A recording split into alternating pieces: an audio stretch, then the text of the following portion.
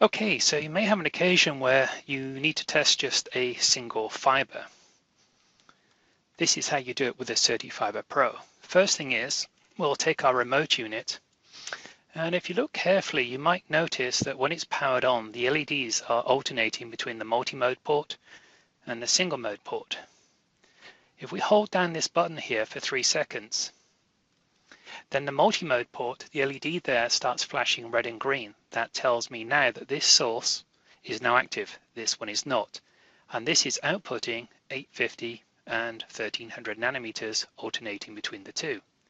If I press the button down briefly again, now it'll flip to the single mode port where it's now outputting 1310 and 1550. If I press again, it returns it to its normal smart remote status. If you don't hold this button down for the full 3 seconds, what happens is you turn on the visual fault locator. So make sure you hold it down for the full 3 seconds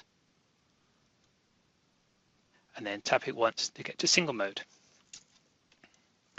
As far as the tester setup is concerned, at the moment we're in smart remote mode here, which is not correct. Let's change that.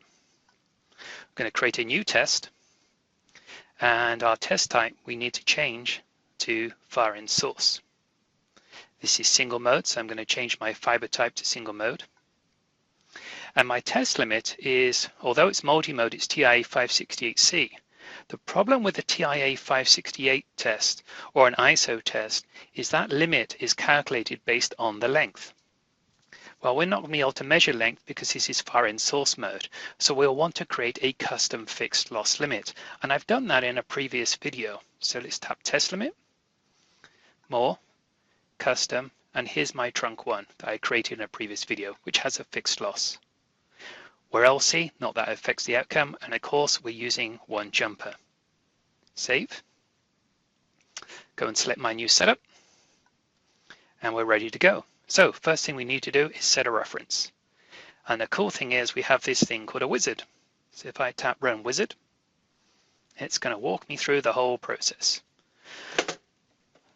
I've already inspected and cleaned all my test reference cords, and this smart remote unit here has been left on for at least 5 minutes. You do need to do that. If you don't, you're going to end up with potentially negative loss readings and inconsistent readings. I'll tap next. Now it's telling me to connect to the input port. So here's my LC. This is SC, so it's what they call a hybrid cord. And I'm going to set a reference. I get 4 options here. Auto CertiFiber Pro is, as it suggests, the CertiFiber Pro units here, and the auto is because in that mode it can make the measurement at 1310 and then 1550 in one go on a single fiber. That's quite an interesting feature within this tester that was not there in the DTX cable analyzer. In the DTX cable analyzer you could do this, but you had to do one wavelength at a time. This one will cover both wavelengths. We also have another product called the CertiFiber Pro, and you can use that source if you didn't have this one here, but that's unlikely, but it's something we put in the tester just in case. And if you don't want to use any of our sources, you can use any generic source and then calibrate it, or sorry, not set a reference at 1310 or set it at 1550. But if it's not our source, this one or the CertiFiber Pro, you're not going to be able to measure at both wavelengths.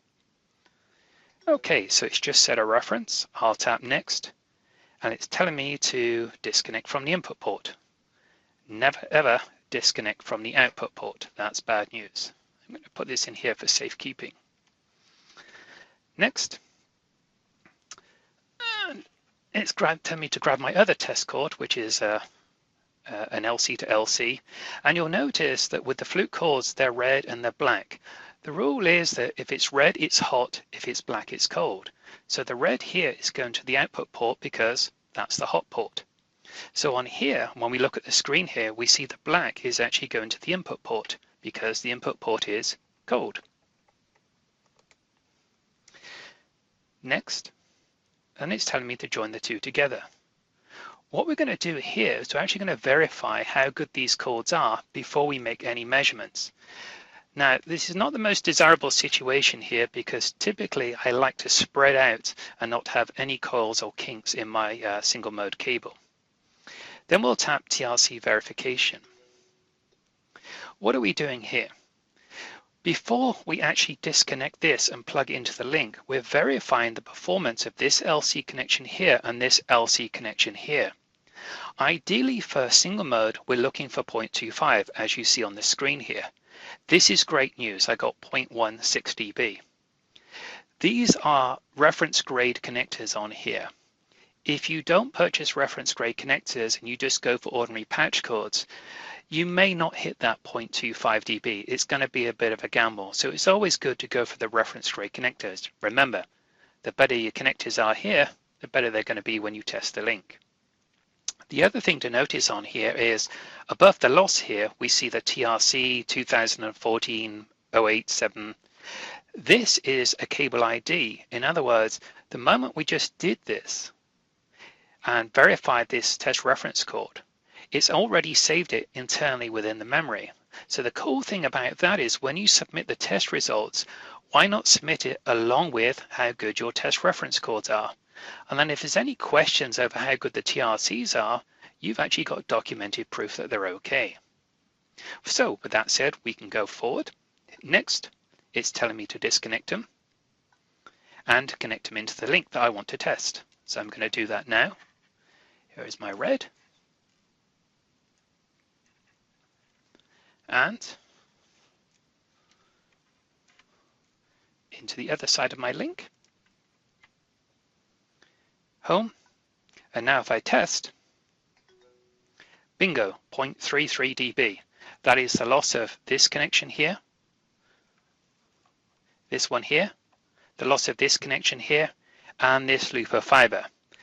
And if you really want to get picky about it, it's also the loss of this other TRC that you added in here.